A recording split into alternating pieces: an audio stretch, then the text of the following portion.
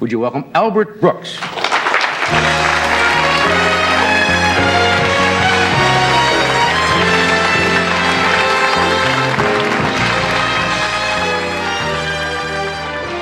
You know, Johnny, this is my 10th year on the show, and I brought something to celebrate.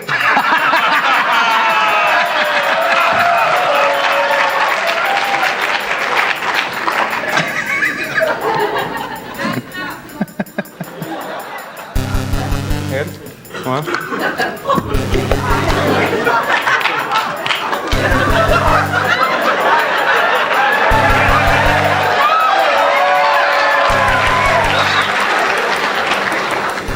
Well, I'm going to leave anyway.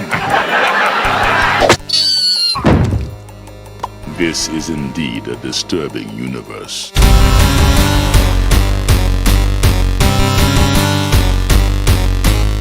Welcome back. Today we're doing the 7th episode, which was titled Call of the Simpsons. It's episode number 7G09, and it originally aired on February 18th of 1990. It was written by John Swartzwelder, who doesn't do commentaries, directed by Wes Archer, and of course the showrunners were Matt Groening, Sam Simon, and James L. Brooks. So the question is, should you skip this episode? And I think the answer is, results may vary. This appearance by Albert Brooks as Cowboy Bob isn't exactly his best appearance in the series, and Call of the Simpsons is definitely not Swartzwelder's best script. But if there is an argument for watching this episode, I believe it's the evolution of Homer. You're really seeing Homer become himself in this episode. That's not to say that they don't get it wrong again throughout the rest of season 1. But in this one, you can really see the writing coming together with the voice of Dan Castellaneta and the directors all working together to turn Homer into the character we know of as Homer. So I would say this is an extremely important episode, but I think it would have been a lot better if it was just a short segment of a show, rather than the full half hour, or 23 minutes.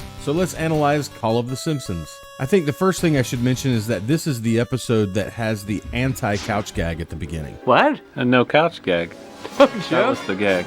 You know, it probably would have made more sense if they used that one as the very first couch gag in the series, which would have been Bart the Genius. Anyway, the story starts with Bart mowing the Simpson lawn, and we get our first appearance of Rod Flanders. Howdy, Bart. Hot enough for ya? And while Rod is mowing the Flanders lawn, he's nice and comfortable on a riding lawnmower, while Bart is struggling to push the antique that Homer owns. Hey, Dad, how come we can't get a decent mower like the Flanders have? Just be happy with what you got, son. Don't try to keep up with the Flanderses. Then after Ned Flanders shows up with his brand new RV, Yes, indeedly doodly. That might have been the first yes indeedly doodly. Homer sets a terrible example for Bart by not following his own advice. He immediately takes the family to buy an RV so that he can keep up with the Flanderses. That's when we meet Cowboy Bob. First of all, I want you to know I like your face. You do? I really do. I'm not saying that. I mean it. You got color in there. You're not Roman, are you? No. Look like a god, sort of. And I like Albert Brooks, but his southern accent isn't all that spectacular. I do like his design, though, especially those 2 satellite dishes he had installed on the sides of his head. I don't think we can do ears that big anymore on The Simpsons. Anyway, after Cowboy Bob sells the Simpsons the only RV they can afford, Well, what do you think? Homer shows it off to Flanders. Hey, Flanders, look what I got. Oh, she's a beaut. Hey, congratulations, Simpson. I'm sure you'll have loads of fun. Jealous. And then takes the family camping. I think they made Burger King figurines out of these camping designs. Oh, I think you're right. And of course, as soon as Homer gets the family into the woods, the RV is completely destroyed. The Simpsons have entered the forest. Leaving the Simpsons completely stranded in the wilderness. So Marge and Lisa focus on shelter and a campfire, while Homer, Bart, and Maggie go to look for help or food or anything they can find. And of course, Homer and Bart get separated from Maggie. Maggie goes off and has her own adventure with a family of bears, and Homer and Bart continue to have a terrible day, falling off cliffs and waterfalls, losing their clothing, being attacked by animals, and getting stung by bees. That's when Homer is mistaken for Bigfoot and becomes a national news story. It's a pretty goofy plot, but the only real complaint I have about it is that it's a bit too long. It tends to get a little boring at times, but comparing it to the 6 episodes that came before it, the only one that even compares is Bart the General, also written by John Swartzwelder. But when you're watching Simpsons episodes from the very beginning, the main thing I notice about this episode is the fact that Homer is really starting to look like Homer. Oh, Bart! Oh, Bart, my beautiful son, why couldn't you have taken me? Of all the fates on heaven and earth, why did this one befall me? You have a cow, Dad. Not only with his general character, What the? but his most well-known catchphrase as well. And this isn't the first time he said it, Ho, ho, no! but it's the first time it sounds like it's supposed to.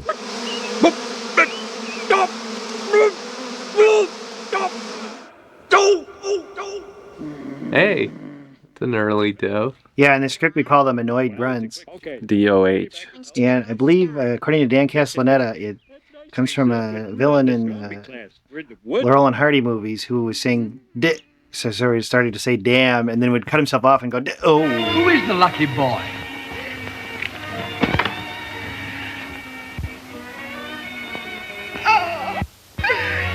Bear.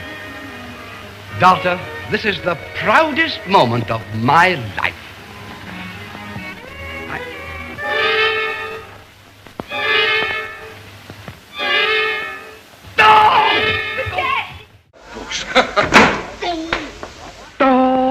No, a lot of the annoyed grunt, again, it's a parenthetical line we would put in the dialogue, and Dan would come up with something like that. But it's sort of a writer's crutch where it's sort of easy and very fun to just Remember not to write in a near impossible direction like that, like confused whimper or ambivalent hum, something like that, and then see what the actors come up with, and they almost always deliver. They give us something very funny. And the only notable moments I haven't already mentioned would be the appearance of Bart's lucky red hat and this unknown family. There's the Matt Groening baby. Oh yeah, so we saw him in a couple episodes ago. I think this is the Gamble family again, which sort of disappeared as the series went into season 2. Whenever the script called for a family, we would search through old model sheets. Yeah, and now it just tend to be the Flanders kids or the Hibbert family. So I believe the episode they're talking about is called There's No Disgrace Like Home. In that episode, we saw a somewhat similar looking baby with a different mother, and Matt Groening said this. This was my idea of a cute baby.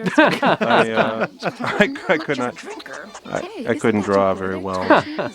Then later in that episode, we see this family without that baby or that mother, and Al Jean says this about them. This family that's really sweet and loving. If we'd done the episode now, it would obviously be the Flanders family, but I believe we named it the Gammels after a friend of ours who's one of the writers on the show now, Tom Gammel. So I'm not sure. Does Al Jean know what he's talking about? Are these the same people? They don't look like the same people to me. I don't know who this family is. According to the internet, this character's name is Camping Man. This is Camping Woman, and this is Camping Baby. So I have no idea what these guys are talking about. Perhaps it's just more liberal brain constipation. I have no idea, but I think they're mistaken.